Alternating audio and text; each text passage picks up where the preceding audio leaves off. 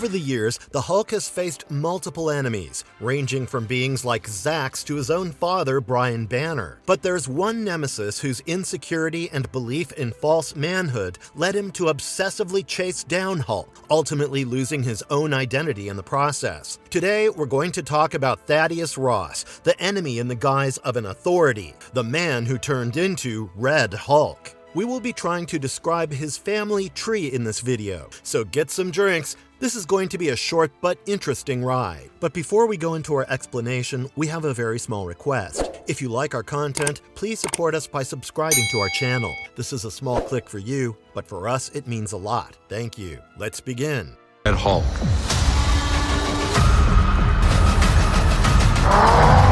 Red Hulk. First of all, let's talk about the man who's responsible for this video. Thaddeus Thunderbolt Ross, also known as the Red Hulk. He is the Hulk's oldest enemy, who was introduced way back in 1962 with the Incredible Hulk #1 comic. Long before he was a red giant from outside, Thaddeus was a giant from inside, manipulative and not caring for the consequences of his insecurity-driven actions. He uses his position of power to blame the Avengers, especially Green Hulk, for all his failures and basically everything else that's wrong in his life. He comes from a family with a proud military service tradition. Thaddeus joined the U.S. Military Academy and, after graduation, worked in the Army Air Corps under the command of Captain Lee. He fell in love with the captain's daughter, Karen Lee, and soon later married her. He rose to the rank of general and had participated in historical events like World War II, during which he became skilled in hand-to-hand combat and was nicknamed Thunderbolt as he led his team into action like a thunderbolt. He met Bruce Banner, aka the Hulk,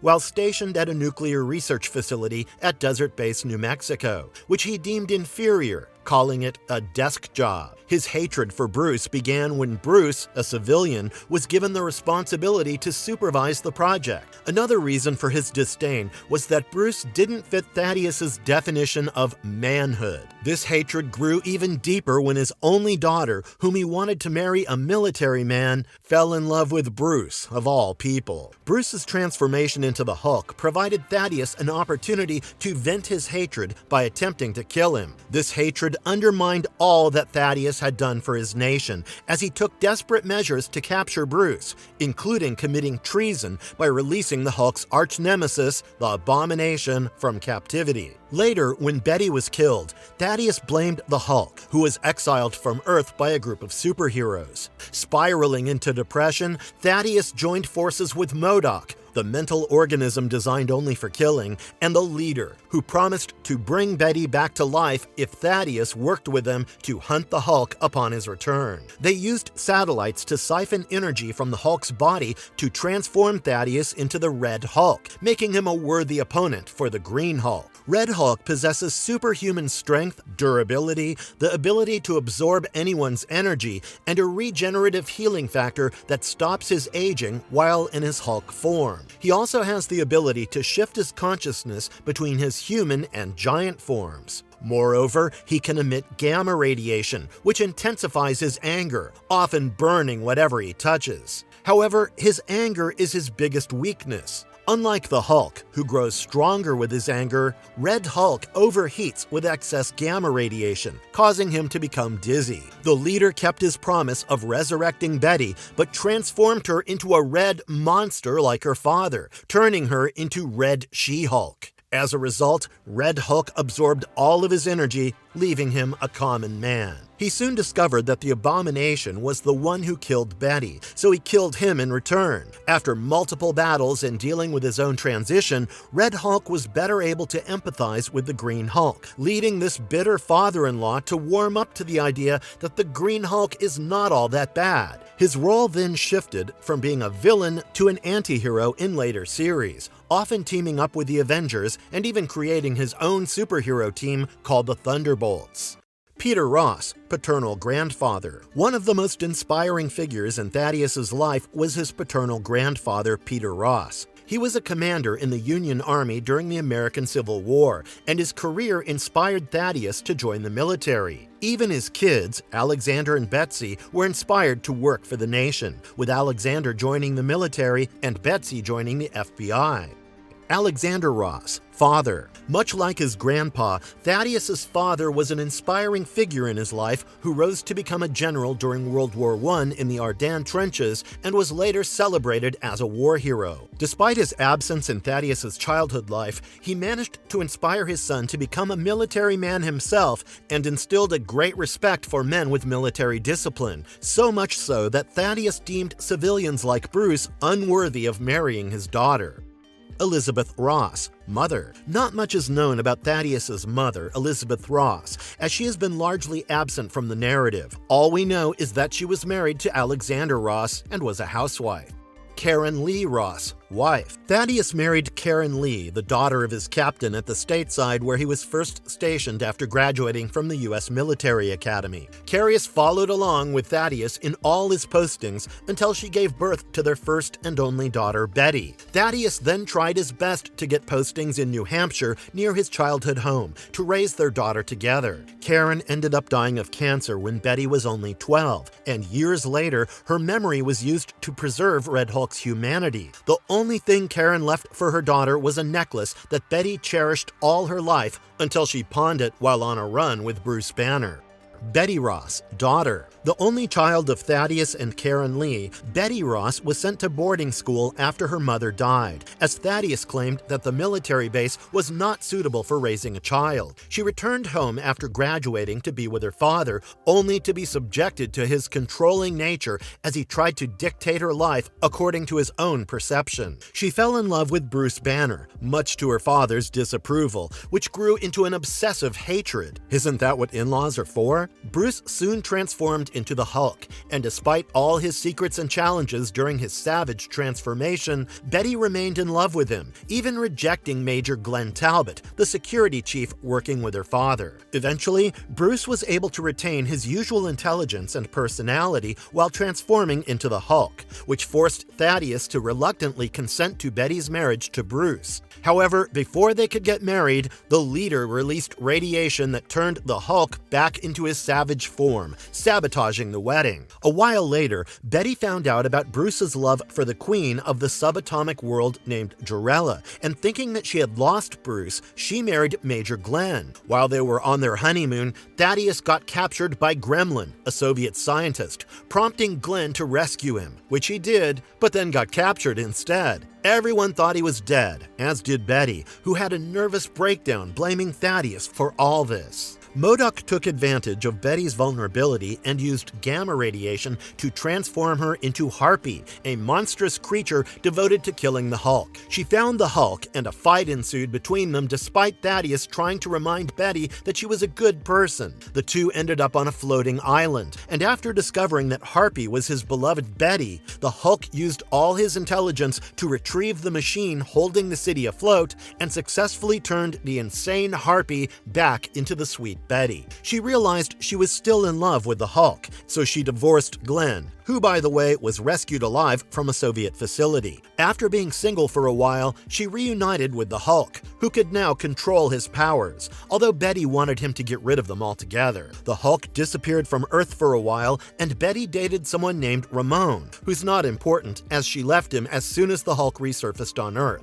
After Bruce underwent the process to separate himself from the Hulk into different entities, he believed he was cured and proposed to Betty. Thaddeus tried to terrorize their wedding day, but Betty stood up for herself and finally told her dad to sit down. They successfully got married, and it went okay for a while. She soon found out that Bruce had willingly started transforming again in secret and left him. She returned to Ramon for a brief period before embarking on a journey to become a nun. Meanwhile, Bruce struggled with the Hulk trying to take over his life and living a dual identity as Joe Fixit, even having an affair with Marlo Chandler. However, Betty and Bruce reunited, but their relationship became strained again with Hulk's continuous transformation and battle with his powers. After a long ride of their on and off relationship, Betty found out that this relationship had presented her with gamma radiation poisoning, and she's slowly dying. Abomination found out about this and poisoned Betty using his own gamma-irradiated blood. With Thaddeus's attempt at reviving her,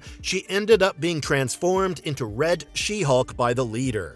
She embarked upon several missions controlled by the villains, but resisted killing her father and the Hulk. Bound by their love for each other, Betty and Bruce again tried to rekindle their relationship, but with great power comes great responsibility, which may lead to breakups. She eventually transformed into Red Harpy due to yet another gamma mutation and left Bruce for the millionth time, sick of his altered personalities keeping secrets from her. As both Harpy and She-Hulk, Betty possessed superhuman strength, flight abilities, energy blasts from her hands that even knocked out the Hulk, a regenerative healing factor, an enhanced sense of smell, and to top it all off, she could spit acidic saliva. Betty transformed from being a damsel in distress who followed all her father's instructions into a strong woman who stood up for herself to marry the person she loved, and later into a villain. Despite her love for Bruce, she was able to move away from him several times. Adapting the Red She-Hulk form soon led her to an addiction to gamma power. Her moral alignment can't be easily categorized as good or bad,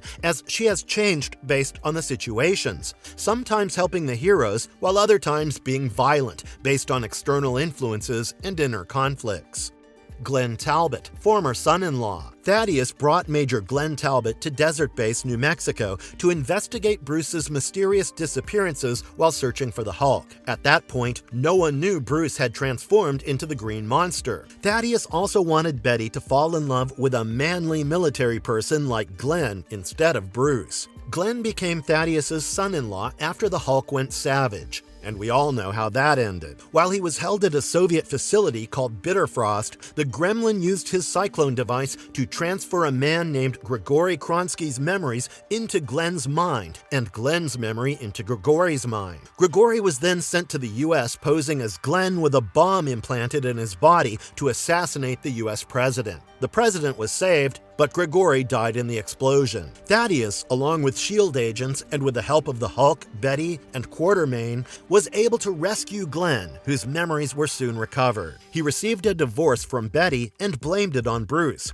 dedicating his life to ending the Hulk. He was later given the command of Gamma Base by the Pentagon and promoted to colonel. His obsession with destroying the Hulk also led him to commit treason, as he stole War Wagon to locate and kill the Hulk. As a result of this, Hulk suffered no permanent injury, but Glenn ended up dying. Bruce Banner, son-in-law. Red Hulk must be heating up seeing Bruce's name on his family list. Much to his annoyance, his daughter married the geek he despised the most, who will forever be included in his family tree as his son-in-law. Bruce was born to an abusive father, Dr. Brian Banner, and a loving mother, Rebecca. Brian was convinced that Bruce would grow up to be a monster, which led him to physically abuse both mother and son. He eventually murdered Rebecca, causing Bruce even more trauma as he was sent to live with his aunt. He showed signs of dissociative identity disorder, which went undiagnosed for many years, as a result of which Bruce started talking to his imaginary friend and named him Hulk. He became socially drifted, but his gifted intellect made him a child prodigy. Bruce Banner grew up to be one of the most brilliant scientists in the Marvel Universe.